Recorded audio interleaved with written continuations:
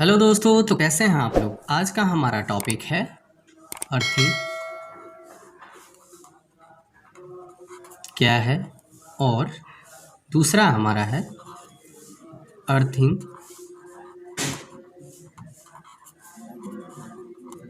Check कैसे करें कि हमारा अर्थिंग जो किया है हमने वो अच्छा है या ख़राब है, या अर्थिंग जो है वो बेटर है, या अर्थिंग हुआ है या नहीं हुआ है। तो आज हम इस पे चर्चा करेंगे। तो सबसे पहले हम जान लेते हैं अर्थिंग क्या होता है। तो आपने इस तरह का सॉकेट देखा होगा हमारे घरों में, कुछ इस तरह का सॉकेट होता है, कुछ इस तरह का हमारा सॉकेट होता है। तो इसमें क्या होता है, ये जो दोनों होते हैं ये हमारे शॉर्ट होते हैं, और ये दोनों भी हमारे शॉर्ट होते हैं। और ये जो हमारा होता है ये अकेला ही होता है, ये ज़्यादा मोटा करके होता है, ये इसका साइज़ मोटा होता है। तो ये हमारा अर्थिंग होता है। ये हमारे फेज़ होते हैं, ये हमारे फेज़ होते हैं, और ये हमारा न्यूट्रल होता है। ज़्यादातर हम दाएं साइड में जो देते हैं वो हमारा फेज़ होता है, लेफ़्ट साइड में जो होता है वो हमारा न्यूट्रल होता है, और जो ऊपर होता है वो हमारा अर्थिंग होता है। तो अभी हम यहाँ पे बात करते हैं। आपने जाना होगा कि फेज़ क्या होता है। तो फेज़ को हम गरम तार बोलते हैं, न्यूट्रल को हम ठंडा तार बोलते हैं, और इसका काम क्या है वो देख लेते हैं। फेज़ क्या होता है, तो फेज़ से होकर के हमारे जो इलेक्ट्रॉन है वो फेज़ से होकर के न्यूट्रल की तरफ आते हैं। ये हमारा फेज़ जो होता है इलेक्ट्रॉन को जाने का रास्ता है, और न्यूट्रल जो है वो हमारा इलेक्ट्रॉन को आने का रास्ता है। ये तो हमें अच्छी तरह पता है। अगर कोई भी इक्विपमेंट, हमें बल्ब भी कुछ भी जलाने हैं तो उसमें 2 वायर होते हैं। आप सब ने देखा होगा कुछ इस तरह का। अगर हमारे ये बल्ब हैं तो इसमें 2 वायर लगे होते हैं, एक फेज़ होता है, दूसरा हमारा न्यूट्रल होता है। फेज़ से क्या होता है, फेज़ से इलेक्ट्रॉन स्टार्ट होता है, बल्ब में घूम करके न्यूट्रल में आता है, तभी ये बल्ब हमारा ग्लो होना स्टार्ट होता है। तो ये तो हम सबको पता है, इस तरह का कुछ प्रोसेस होता है। तो फेज़ और न्यूट्रल के बारे में हमें अच्छी तरह पता है। अब हम बात करते हैं अर्थिंग की। अर्थिंग क्यों किया जाता है, तो अब हम बात कर लेते हैं। यहाँ पे मान लेते हैं कोई हमारा एक मोटर है, ये हमारा एक मोटर है, इसमें से 2 वायर निकले होते हैं जो कॉइल से होता है। एक हमारा फेज़ होता है, दूसरा हमारा न्यूट्रल होता है, और तीसरा जो होता है वो बॉडी से निकला होता है, कुछ इस तरह बॉडी से निकला होता है। तो 3 वायर होते हैं। अब क्या करते हैं हम, ये सॉकेट में अगर इसको लगाना है तो हमने अर्थिंग वाले को इसमें कनेक्ट कर दिया, फेज वाले को इसमें कनेक्ट कर दिया, और न्यूट्रल वाले को इसमें कनेक्ट कर दिया। तो क्या हुआ कि फेज़ और न्यूट्रल से ये स्टार्ट हो गया।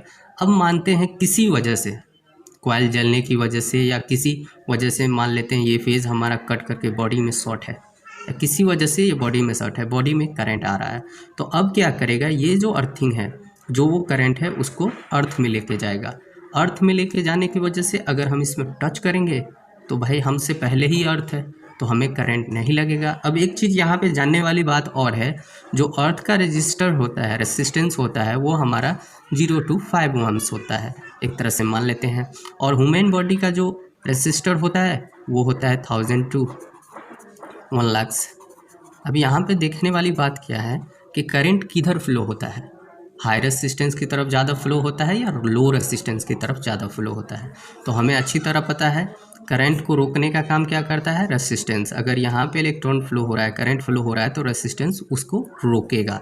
तो जितना ज़्यादा रेसिस्टेंस होगा उतना करंट को रोकेगा।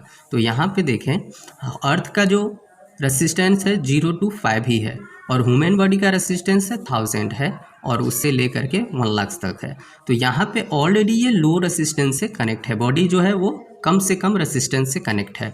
तो सबसे पहले जो करंट जाएगा उस तरफ जाएगा। अगर हम उसमें छूटे हैं एक ही तरफ, मान लेते हैं एक ही टाइम पे हम उसमें छूते हैं और वो अर्थ से कनेक्ट है, तो हमारे बॉडी में करंट आएगा या अर्थिंग में जाएगा? ऑब्वियसली अर्थिंग में जाएगा, क्योंकि हमारे बॉडी का जो रेसिस्टेंस है वो ज़्यादा है और अर्थ का जो रेसिस्टेंस है वो कम है, इसलिए कहाँ जाएगा, अर्थ में जाएगा। और उसकी वजह से क्या होगा, तो हम करंट लगने से यानी कि इलेक्ट्रिक शॉक से बच जाएंगे। तो अर्थिंग क्यों करते हैं, प्रोटेक्शन के लिए, प्रोटेक्शन के लिए यूज़ करते हैं, जो हमें करंट से या किसी भी चीज़ से जो इलेक्ट्रिकल हज़ार्ड है, इलेक्ट्रिकल जो खतरे होते हैं उससे बचाने के लिए हम अर्थिंग करते हैं। अब हम यहाँ पे बात करते हैं, यहाँ पे आप देख ले जो हमारे घरों में आते हैं सप्लाई, कुछ इस तरह का आप एक ट्रांसफार्मर देख सकते हैं। देख ले यहाँ पे एक ट्रांसफार्मर है हमारा RYB 3 फेज़ होता है, ठीक है, हमारे 3 फेज़ आते हैं और हमें 3 फेज़ भी मिलता है, लेकिन एक हमारा ट्रांसफार्मर से न्यूट्रल भी निकल के आता है। तो ये न्यूट्रल कहाँ बनता है? तो ट्रांसफार्मर में जो होता है ना वो हम स्टार कनेक्शन करते हैं। स्टार कनेक्शन के जैसे इस तरह का हम स्टार कनेक्शन करते हैं, RYB कुछ इस तरह का स्टार कनेक्शन करते हैं, इस तरह का हम स्टार कनेक्शन करते हैं और इसके बीच से जो निकलता है वो हमारा न्यूट्रल होता है। तो इस तरह हमारे घरों तक फेज़ और न्यूट्रल पहुंचता है। लेकिन जो हम अर्थिंग करते हैं वो कहाँ करते हैं? हम अपने घरों में करते हैं। अर्थिंग हम अपने घरों में करते हैं। एक रॉड, कॉपर रॉड हो बेहतर होगा, उसको हम कुछ ज़मीन को खन करके उसमें डाल देते हैं और आयरन प्लेट वगैरह जो भी हो, सॉल्ट हो, पानी, ये सब डाल करके हम अर्थिंग करते हैं और इसको जा कर के हम अपने घर के सॉकेट से कनेक्ट कर देते हैं। तो ये हमारा अर्थिंग हो जाता है जो प्रोटेक्शन के लिए होता है। अब हम यहाँ पे बात करते हैं जो अर्थिंग हम करते हैं, जैसे इस तरह का हमारा अर्थिंग है, ये हमारे सॉकेट है, ये शॉर्ट है, ये शॉर्ट है, ये हमारा अर्थिंग है, ये हमारा फेस है, ये हमारा न्यूट्रल है और ये हमारा एक सॉकेट हो गया। तो अब हम बात करते हैं कि इसको चेक कैसे करें कि हमारा अर्थिंग सही है या नहीं है, या हमारे अर्थिंग हुआ है या नहीं हुआ है। तो हम इसको दो तरह से चेक कर सकते हैं। एक तो हमारा इलेक्ट्रिकल बल्ब से, इलेक्ट्रिकल बल्ब जो हमारे घर में होता है उससे चेक कर सकते हैं, और दूसरा हमारा होता है मल्टीमीटर, जो करंट, वोल्टेज वगैरह, रेजिस्टेंस वगैरह यूज़ करने के लिए हम यूज़ करते हैं। तो सबसे पहले हम जो हमारे घरों में पाई जाती है उस चीज़ से हम चेक कर लेते हैं। तो यहाँ पे हम चेक कैसे करते हैं? जैसे यहाँ पे हमें एक बल्ब मान लेते हैं, ये हमारा एक बल्ब है, ठीक है, ये हमारा एक बल्ब है, ठीक है, उसमें से दो वायर निकले, एक हमारा फेज निकला और दूसरा हमारा न्यूट्रल निकला। तो हम क्या करेंगे? सबसे पहले न्यूट्रल को न्यूट्रल के साथ जोड़ेंगे और फेज को फेज के साथ। तो अब क्या होगा? ये बल्ब क्या होगा? ग्लो होना स्टार्ट हो जाएगा, यानी कि जलने लगेगा, ठीक है। अब इसमें रोशनी कितना है वो देखना है हमें। उसके बाद क्या करना है?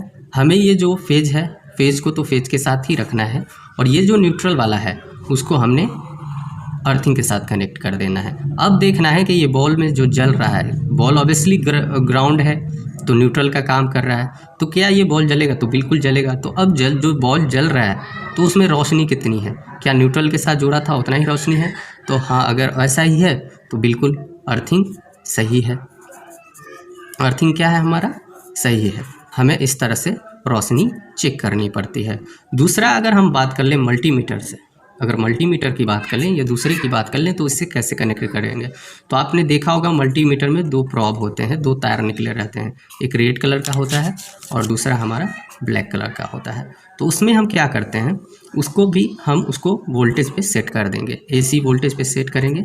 AC वोल्टेज पे सेट करने के बाद ब्लैक वाले को ब्लैक के साथ कनेक्ट करेंगे न्यूट्रल के साथ, और रेड वाले को, ये जो हमारा रेड है, ये फेज जो है उसको हम कनेक्ट करेंगे फेज के साथ। अब इसमें हम वोल्टेज देखेंगे तो हमें वोल्टेज दिखाएगा 220 वोल्ट।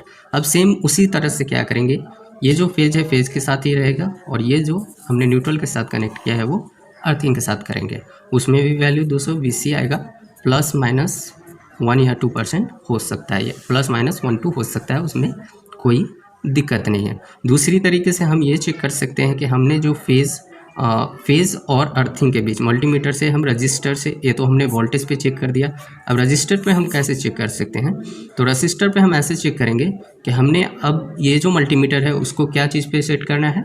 रजिस्टर वैल्यू पे चेक करना है, और एक को हमारा जो है, ये जो हमारा है ब्लैक वाला प्रोब, वो अर्थिंग के साथ कनेक्ट कर देना है, और फेज वाला जो है वो हमको न्यूट्रल के साथ कनेक्ट कर देना है। ये जो रेड वाला है वो न्यूट्रल के साथ, और उसके बीच जो वैल्यू आएगा वो हमारा 2 वोल्ट आएगा। तो हम कुछ इस तरह से, अर्थिंग होता क्या है आपको अच्छी तरह पता चल गया होगा, और अर्थिंग का चेक कैसे किया जाता है वो इस तरह से हम चेक करते हैं। जो हमारे घर में बल्ब है उसमें 2 वायर निकाल लें और उसको ऐसे चेक कर सकते हैं। तो आपको ये अच्छी तरह पता चल गया होगा कि अगर अर्थिंग है तो हमारे लिए बहुत ही ज़्यादा सेफ्टी है, क्योंकि अगर बॉडी शॉर्ट हो जाता है, अगर हम उसमें भीड़ते हैं तो वो हमें करंट नहीं लगता। उसी जगह अगर अर्थिंग ना हो तो क्या होगा? हमें इलेक्ट्रिक शॉक लग सकता है। तो हमें अच्छी तरह पता है कि अर्थिंग क्या होता है और कैसे करनी चाहिए और ये हमारे लिए कितना ज़्यादा इम्पोर्टेंट है। दूसरी बात ये भी है एक इसमें, हम बिहार में या बहुत सारे जगहों पे देखते हैं हमारे घरों में जो आया होता है वो मात्र एक फेज़ होता है, हम फेज़ होता है, और दूसरा हमारा जो न्यूट्रल होता है वो हम क्या करते हैं, अर्थिंग कर लेते हैं। घरों में हमें एक रॉड गड़ा हुआ मिलेगा जिसमें हम पानी डालते रहते हैं और उससे हमारा जो बल्ब कनेक्ट होगा वो ग्लो होता है। तो हम यहाँ पे ये कह सकते हैं कि हम अर्थिंग को न्यूट्रल की तरह भी यूज कर सकते हैं, बट ये सही नहीं है। अर्थिंग का एक अलग काम है जिसको हम उसी काम में यूज़ करें तो हमारे लिए बेहतर होगा, और अर्थिंग हमारे लिए बहुत ही ज़्यादा ज़रूरी है। तो आई होप आप लोगों को मेरा वीडियो पसंद आया हो। अगर आप लोगों को मेरा वीडियो पसंद आता है तो प्लीज़ मेरे चैनल को सब्सक्राइब करें, लाइक करें और शेयर करना ना भूलें। मिलते हैं आपसे अगले वीडियो में अगले टॉपिक के साथ, तब तक के लिए बाय बाय, टेक केयर।